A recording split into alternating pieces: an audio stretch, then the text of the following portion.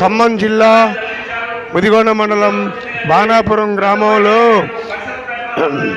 అమరవీరులు అయినటువంటి మాజీ ఎమ్మెల్యే బాజీ హనుమంతరావు గారి విగ్రహం, గండ్లూరు కిషన్ రావు గారు సీనియర్ నాయకులు, సిపిఎం నాయకులు, సీనియర్ నాయకులు గండ్లూరు కిషన్ రావు గారి విగ్రహం, అదేవిధంగా మొక్కా చిన్నరసయ్య గారి విగ్రహం గ్రామంలో బాణాపురం గ్రామంలో ఏర్పాటు చేయటం జరిగింది. ఈ కార్యక్రమానికి ముదిగొండ మండలం సిపిఎం కార్యకర్తలు వేలాదిగా తరలి వచ్చారు.